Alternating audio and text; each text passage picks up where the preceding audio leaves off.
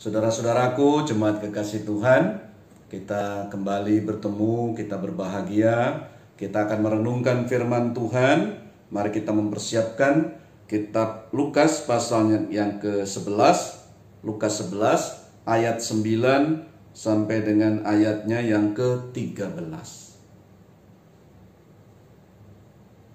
Sebelum kita bersama membaca merenungkan, mari kita menyanyi dan kita berdoa. Kita bakti 300 baitnya yang pertama, kepadamu ku berdoa. Kepadamu ku berdoa dan ku pinta, ulurkanlah tangan kasih-Mu padaku. Karena ku tahu Kau selalu di sisiku, oh Tuhanku, dengarkanlah doaku kepadamu. Karena ku tahu pasti, oh Tuhan, apapun juga di dunia ini, tanpa Kau Tuhan semuanya takkan berarti. Oh Tuhanku, dengarkanlah doaku kepadamu. Mari kita bersatu di dalam doa. Tuhan, kami mau membaca merenungkan firman-Mu. Kitab suci kami telah terbuka, dan hadirlah memberkati kami sehingga kami mengerti kebenaran firman-Mu dan hidup tertuntun oleh Tuhan. Berfirmanlah ya Tuhan, kami anak-anak-Mu sedia mendengarnya. Amin. Saya membacakan bagi kita Lukas pasalnya yang ke-11 ayat 9 sampai dengan ayatnya yang ke-13. Oleh karena itu aku berkata kepadamu, mintalah, maka akan diberikan kepadamu. Carilah, maka kamu akan mendapat. Ketoklah, maka pintu akan dibukakan bagimu.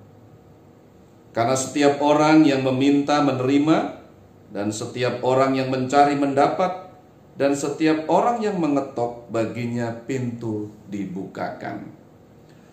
Bapa manakah di antara kamu, jika anaknya minta ikan, daripadanya akan memberikan ular kepada anaknya itu gandi ikan?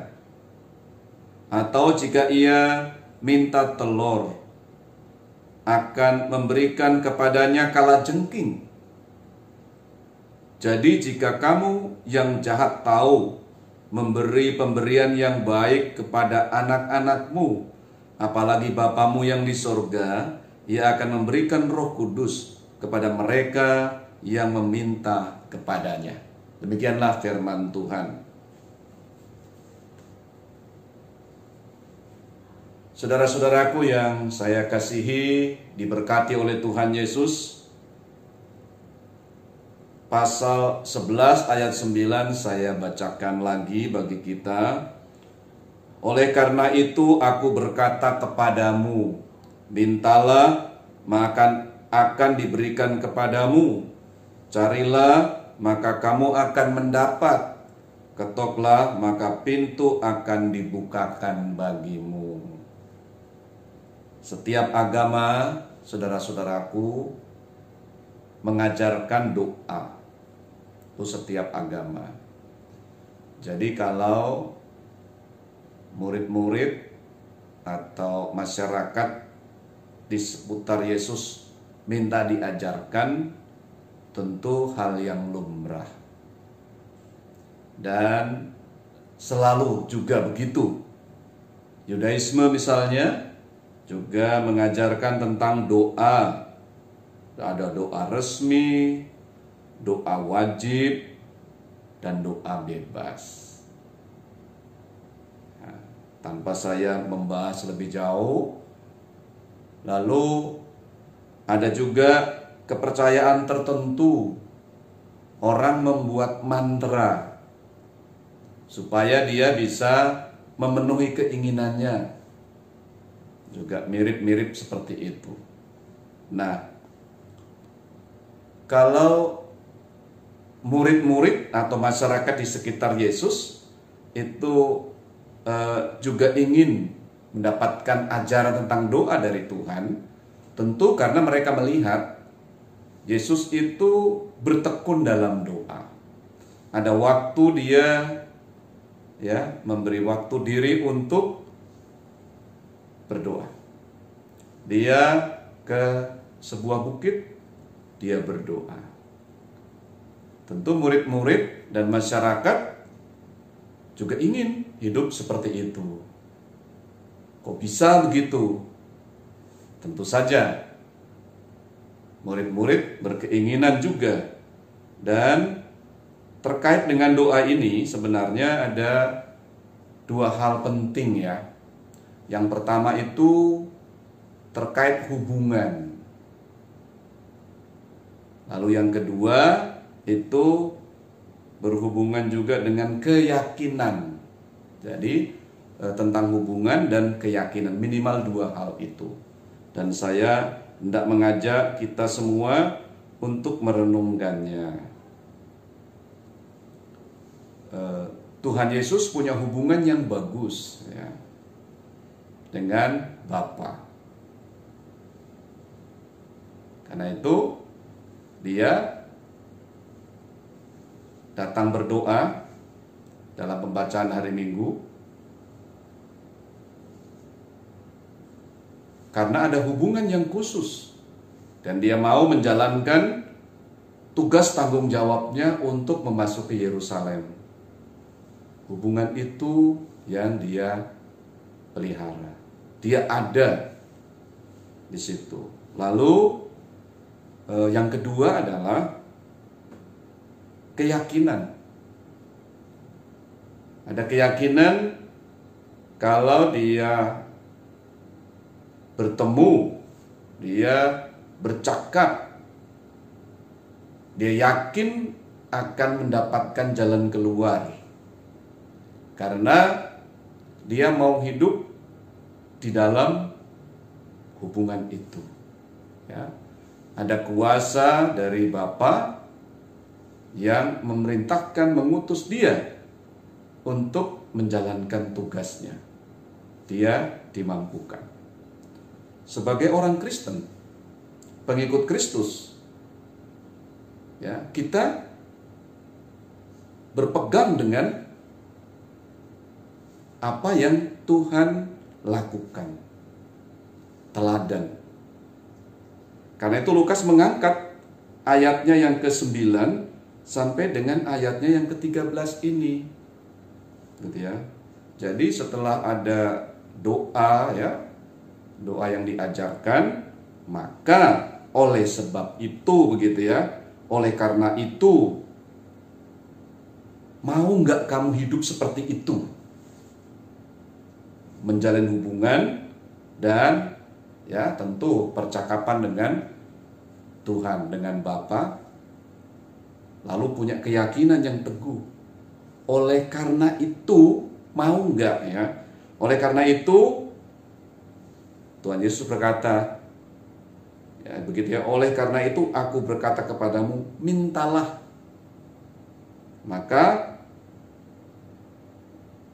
akan diberikan kepadamu. Carilah, maka kamu akan mendapat. Ketoklah, maka pintu akan dibukakan kepadamu atau bagimu. Seperti itu. Jadi, kalau kita memang mau hal itu kita memang lakukan. Mungkin saja kita menjadi jenuh ya. Apalagi kalau keinginan kita begitu banyak. Atau kita memahami doa itu keinginan-keinginan. Yaitu biasanya bagian awal kita ya. Tetapi kalau semakin dalam hubungan dengan Bapa, kita lalu berkata, ya, bukan kehendakku, tetapi kehendak Tuhan, kehendakmu.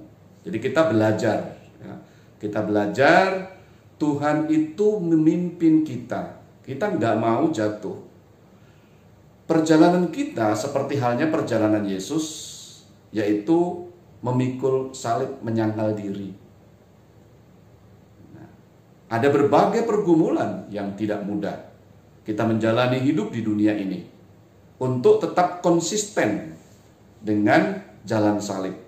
Jalan di mana kita menjadi berkat bagi yang lain. Terkadang ada juga yang memang harus kita tahan dengan diri kita. Karena kita ingin menjadi berkat. Apalagi kalau yang bersangkutan belum terlalu paham. Jadi banyak yang kita menahan diri, kita merasakan kesulitan, kita juga mendapatkan persoalan-persoalan barangkali. Nah, di situ. Nah, kalau kita sungguh-sungguh mau, gitu ya, kita bertekun di situ.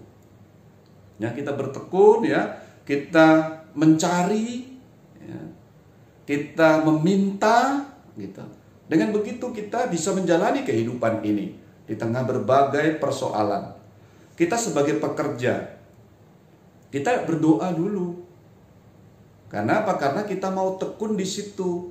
Kita mau belajar, kita mau dewasa. Bagaimana hubungan dengan Tuhan itu dengan berbagai persoalan itu makin intens, makin bagus, ya. Akhirnya kita tahu bahwa oh ternyata saya dikuasai keinginan. Oh ternyata dalam perjalanan saya hidup dengan Tuhan, saya sudah masuk di tahap yang lebih bagus. Saya keinginan tetap ada, tetapi saya menempatkan diri begitu rupa. Sampai pada akhirnya kita benar-benar Tuhan segala-galanya dan kita membangun kehidupan di dunia ini dengan jalan salib itu. Orang yang jalan salib bekerja semakin bagus karena dia rela berkorban, ya, dia mau melakukannya dengan baik demi lingkungan kerjanya, tempat kerjanya bersaing dan dia bisa hidup dengan lebih baik. Ada manfaat pekerja Kristen ini. Atau kalau dia berusaha membangun usaha, dia tidak menipu, ya. Dia tidak juga mengambil yang bukan punyanya, tetapi dia mengembangkan, gitu ya.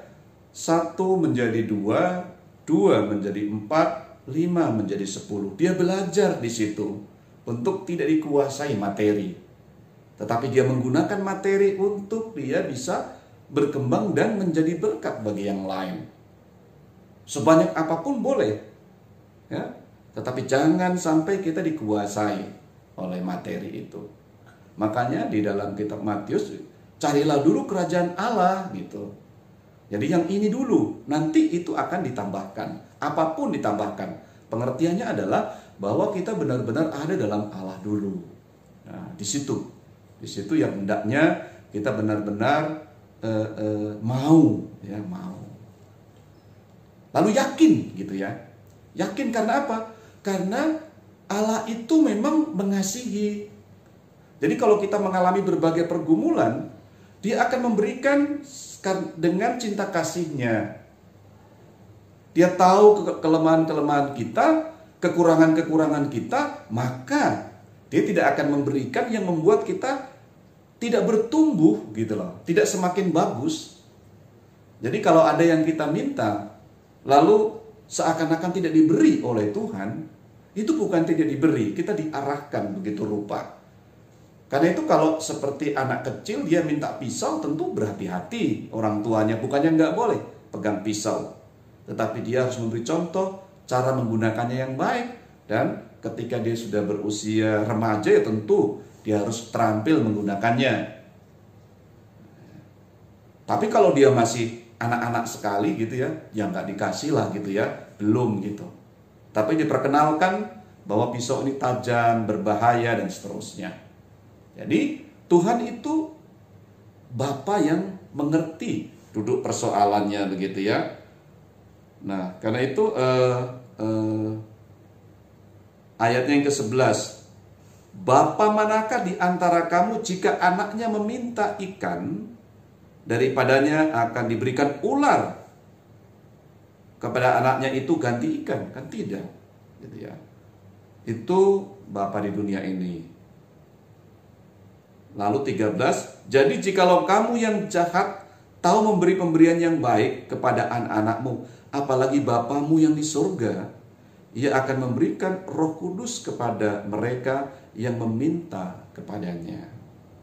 Jadi Bapa kita itu mengerti, Bapa di surga mengerti, dan Roh Kudus bekerja untuk kita memang bertumbuh, bergumul, dan akhirnya dewasa. Di dalam perjalanan hidup salib kita, menyangkal diri dan memikul salib, tentu saja ada berbagai kesulitan, kendala, dan mungkin ketidaktahuan kita. Tetapi dengan firman Tuhan ini, kita diajak untuk bertekun dalam doa, dan kita juga tahu, meyakini Tuhan itu benar-benar sayang dengan kita, mengasihi kita, maka gitu ya, maka layaklah gitu, layaklah kita semakin yakin. Nah, jadi jawaban demi jawaban yang Tuhan berikan membuat kita yakin. Karena itu, kalau orang itu berdoa, dia minimal mendapatkan dua hal mendasar tadi gitu loh. Hubungannya makin dekat dengan Tuhan dan keyakinannya makin penuh. Nah, di situ letak kedewasaan. Jadi, pentingkah berdoa? Sangat penting. Karena kita juga mengenal diri di hadapan Tuhan. Dan kita benar-benar bertekun karena apa? Karena kita juga belajar dan kita juga semakin mengerti Tuhan dengan cinta kasih-Nya. Kita belajar juga di tengah kehidupan untuk menjadi berkat, untuk pada jalan salib, dan kita tidak mau keluar dari jalan itu. Banyak tawaran-tawaran, tetapi kita tidak mau. Nah, dengan begitu, saudara-saudaraku, marilah kita bertekun dalam doa. Pandemi ini yang kita alami bukan sesuatu yang buruk sekali gitu loh. Ini peristiwa biasa dan itu bisa terjadi. Itu bisa terjadi. Kita juga bisa sakit, bisa menghadapi masalah-masalah dalam hidup ini. Nah, seperti itu ya. Jadi ini juga bukan kutuk bagi kita. Tapi memang kita harus berhati-hati. Kita menjaganya supaya dia tidak pandemi ini menyebar begitu rupa, itu iya ya. Tapi kita harus benar-benar hidup di dalam Tuhan. Kalau ada pandemi, kita juga semakin menjalin hubungan dengan Tuhan, makin dekat ya. Karena kalau kita di rumah, biasanya kita bekerja terus gitu ya, lalu perjalanan cukup banyak. Kalau di rumah itu minimal mengurangi waktu yang di jalan tadi untuk kita bisa juga merenungkan kehidupan bersama dengan keluarga, dan kita bertekun dalam doa dengan keluarga. Nah ini ya, jadi ada saja yang bisa kita petik ya, manfaat atau keadaan ini dengan baik. Nah, jadi kita bisa bertekun dalam doa. Kita semakin meyakini begitu rupa ya, meyakini begitu rupa bahwa Allah benar-benar mengasihi kita, walaupun kita sedang mengalami pandemi ini atau berbagai kesulitan ya. Kalau Tuhan menyayangi, tentu kita juga belajar banyak untuk menyayangi sesama dengan cara kita hidup menjaga protokol kesehatan ya. Lalu kita juga menjaga kesehatan kita ya, dengan imunitas kita, dengan vitamin dan sebagainya. Kita sekarang belajar tentang hidup sehat. Tuhan mengajarkan banyak hal. Orang yang berdoa, dia bertemu dengan realitas kehidupan, dia akan semakin dekat dengan Tuhan. Begitu. Kiranya firman Tuhan ini menjadi kekuatan tersendiri juga mengarahkan kita untuk bertekun dalam doa menghadapi apapun. Kita tetap menjadi berkat. Jalan kita adalah jalan keselamatan, jalan salib. Dan kita bertekun dalam doa. Kita semakin rendah hati, kita punya hubungan yang bagus dengan Tuhan. Dan kita juga semakin berkeyakinan sungguh. Di tengah kehidupan ini, kita semakin merasa diberkati Tuhan. Jadi keyakinan kita semakin kuat. Itulah kehidupan. Selamat, Tuhan memberkati saudara-saudara, memberkati kita semua. Kita kembali memuji Tuhan. Kita bakti 300 baitnya yang kedua. Berikanlah dan tunjukkan kuasa-Mu, dan syair berikutnya. Berikanlah dan tunjukkan kuasa-Mu, tabahkanlah dan kuatkanlah imanku. Jadikanlah aku ini hamba setiamu, agar dapat aku hidup selalu di sisi-Mu. Karena ku tahu pasti, oh Tuhan, apapun juga di dunia ini, tanpa Kau Tuhan, semuanya takkan berarti. Oh Tuhanku, dengarkanlah doaku kepadamu. Mari kita bersatu dalam doa. Tuhan, kami bersyukur kami mendapatkan berkat-Mu yang luar biasa untuk membimbing kami di tengah kehidupan ini. Kami tetap menjadi orang percaya, orang Kristen dengan jalan salib, membawa keselamatan, sukacita surgawi mengalir dalam kehidupan di dunia ini. Dengan doa, kami semakin rendah hati, kami juga punya hubungan yang khusus dengan Tuhan. Lalu kami semakin berkeyakinan teguh, karena kami belajar, kami bertekun begitu rupa. Terima kasih, firman-Mu semakin menguatkan kami untuk kami hidup dalam doa. Pada kesempatan ini, kami ingin membawa berbagai pergumulan hidup kami yang mungkin tak terucapkan juga. Hidup kami mungkin berat, menekan, tetapi dengan firman-Mu, hidup kami ini juga punya hubungan yang khusus dengan Tuhan dan semakin berkeyakinan teguh. Karena Engkau Bapa kami yang mengarahkan hidup kami, sehingga hidup kami tidak dikuasai oleh apapun di dunia ini. Kami bebas merdeka, kami bahagia. Kalau Engkau mengajarkan doa, maka kami semakin dekat berhubungan dengan Engkau, dengan Bapa. Tetapi juga kami semakin percaya sungguh akan kasih-Mu dalam kami menjalani kehidupan ini, dalam kami mengelola kehidupan dan menjadi berkat. Doa kami untuk seluruh warga jemaat dan yang mengikuti perenungan ini, agar dikuatkan dalam menjalani kehidupan, semakin dekat dengan-Mu dan juga semakin percaya. Doa kami, Tuhan menolong, menguatkan kami bersama dalam hidup di dunia ini dengan adanya pandemi corona. Pemerintah, Satgas, dan banyak pihak telah berupaya begitu rupa untuk mengendalikan, mengelola.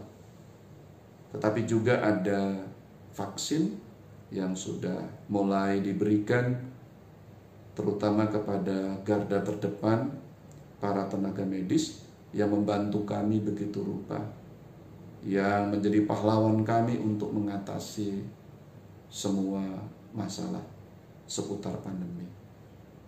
Lalu pada giliran berikutnya dan akhirnya sampai kepada kami mohon ya Allah berkat-Mu agar vaksinasi atau imunisasi ini dapat dikerjakan dengan baik. Anggaran yang dibutuhkan, juga perusahaan-perusahaan dan orang yang ingin terlibat, berkatilah Tuhan agar kami dapat bekerja sama mengatasi masalah ini. Kami menyerahkan berbagai pergumulan hidup kami ke dalam tangan kasih-Mu. Firman-Mu semakin menguatkan kami, menyegarkan kami, mengarahkan kami. Kami juga berdoa menyerahkan kehidupan kami selanjutnya ke dalam tangan kasih-Mu. Berikan kami terus hidup dalam hubungan yang dekat dengan-Mu dan berkeyakinan penuh Engkau sangat mengasihi dan membimbing kami semua. Terpuji Engkau Tuhan, demi Putra-Mu Tuhan Yesus kami berdoa kepadamu. Amin. Tuhan memberkati kita semua.